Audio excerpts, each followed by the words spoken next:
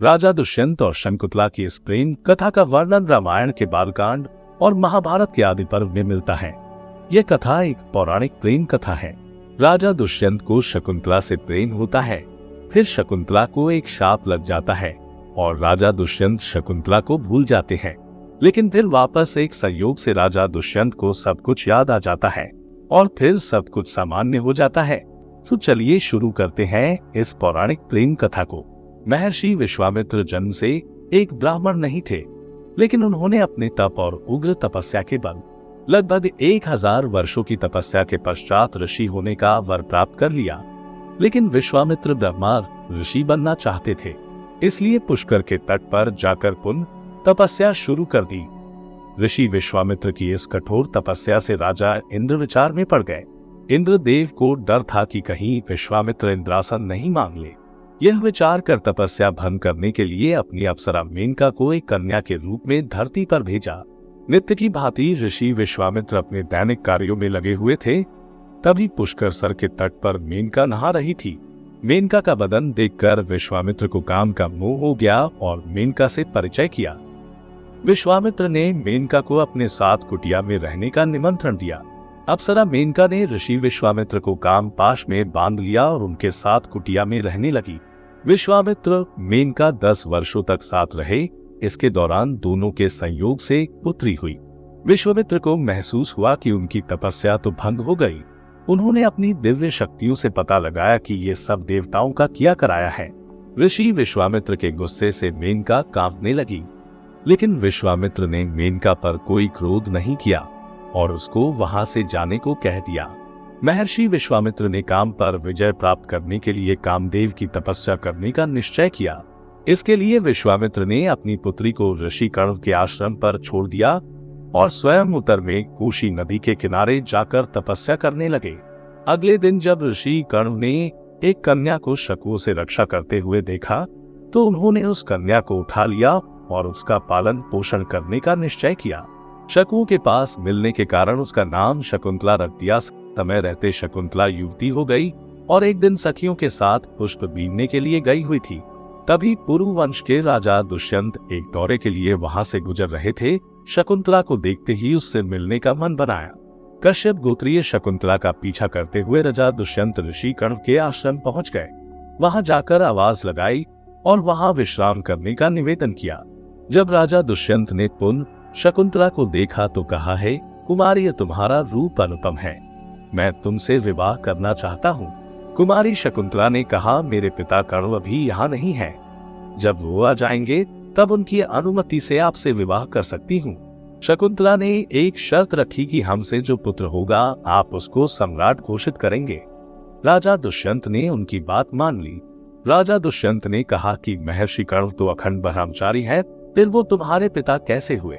शकुंतला ने बताया कि उनके पिता विश्वामित्र हैं जो तपस्या कर रहे हैं और मेरी माँ देवलोक की अप्सरा है।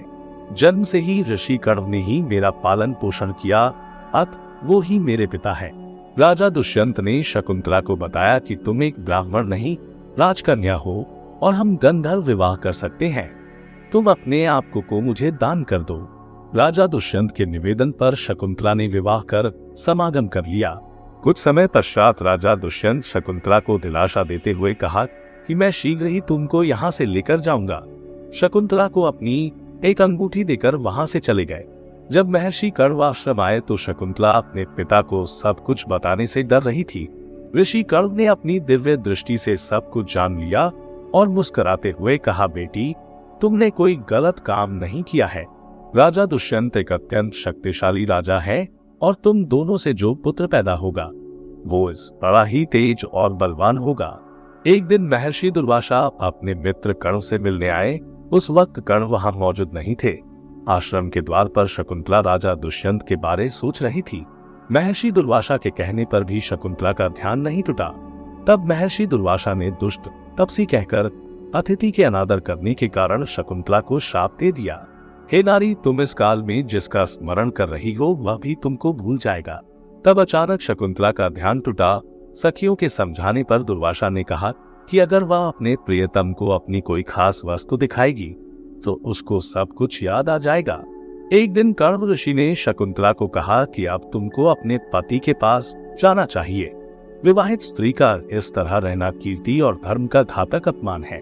शकुंतला अपनी मां समान दासी गौतमी के साथ हस्तिनापुर के लिए निकल गई।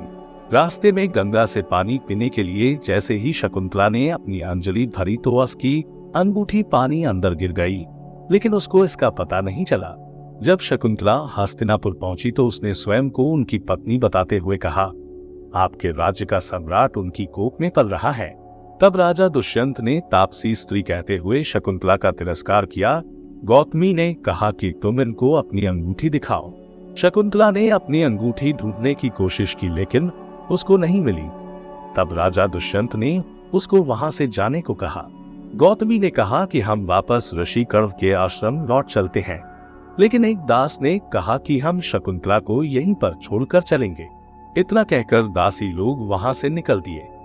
राजा दुष्यंत का महामंत्री ने शकुंतला के प्रसव तक उसको अपने आश्रम पर ठहरने का निवेदन किया। शकुंतला की अनुमति के साथ दोनों आश्रम की तरफ निकल पड़े। रास्ते में शकुंतला की माता मेनका प्रकट हुई और शकुंतला को अपने साथ लेकर अदृश्य हो गई। मेनका शकुंतला को लेकर ऋषि मारीच के आश्रम गई और उसको वहां छोड़कर वापस स्वर्गलोक चली गई। एक दिन राजा के कर्मचारियों ने एक मछुआरे को राजा की अंगूठी चुराने के जुर्म में गिरफ्तार किया और राजा के सामने पेश किया। मछुआरे ने राजा से विनती की कि महाराज, ये अंगूठी मुझे प्रातः काल एक मछली के पेट से मिली। राजा दुष्यंत उस अंगूठी देखकर सब कुछ जान गए और उनको अपनी भूल और शकुंतला के तिरस्कार करने का अफसोस हुआ। राजा दुष्यंत ने अपने मंत्री को बुलाया और शकुंतला का पता पूछा। मेनका के साथ अदृश्य होने की बात सुनकर राजा दुखी हो गए। लगभग 6 साल बीत चुके थे। एक दिन भगवान इंद्र का दूत राजा दुष्यंत के दरबार में आया और दानवों के खिलाफ युद्ध में देवताओं की सहायता की करने का निवेदन किया। दानवों और देवताओं के बीच में घमासान युद्ध हुआ। देवताओं ने विजय प्राप्त की। जब दूत पुनः दुष्यंत को धरती पर छोड़ने आए तो एक अज्ञात स्थान पर छोड़ दिया। राजा दुष्यंत जंगल से होकर आगे बढ़ रहे थे। राजा दुष्यंत ने सुना कि कोई बच्चा खेल रहा है। ढूंढते ढूंढते दुष्यंत उस बच्चे के पास पहुंच गए। एक बच्चा सर्वदमन शेर के साथ खेल रहा था और उसका मुंह खोलकर उसके दांत की गिनती कर रहा था। तब 2 दासियां उस बच्चे को आश्रम ले जाने के लिए आई। दासियों के आग्रह पर भी वह बच्चा वहां से चलने को तैयार नहीं था। तब सर्वदमन के हाथ से जंतर गिर गया। राजा दुष्यंत ने उस जंतर को उठा लिया और अपने साथ खलने को आग्रह किया। दासियों ने कहा कि आपको उस जंतर को नहीं छूना चाहिए, उसको छूने का अधिकार केवल इनके माता पिता को है। तब राजा दुष्यंत दासियों से सर्वदमन की मां से मिलने का निवेदन किया। दासियां राजा दुष्यंत को शकुंतला के पास लेकर गई। दोनों ने एक दूसरे को पहचान लिया और एक दूसरे से क्षमा मांगने लगे। तब शकुंतला ने सर्वदमन को अपने पिता से परिचय करवाया। राजा दुष्यंत ने शकुंतला को महल चलने का प्रस्ताव रखा। शकुंतला ने महर्षि मारीच की अनुमति लेने को कहा। महर्षि मारीच की अनुमति और आशीर्वाद सहित तीनों हस्तिनापुर लौट जाते हैं। सर्वदमन जो कि आगे चलकर राजा भरत के नाम से प्रसिद्ध हुआ। तो यह थी राजा दुष्यंत और शकुंतला की पौराणिक प्रेम कथा। पौराणिक कथा के बारे में आपके क्या विचार है, नीचे कमेंट बॉक्स में जरूर लिखें।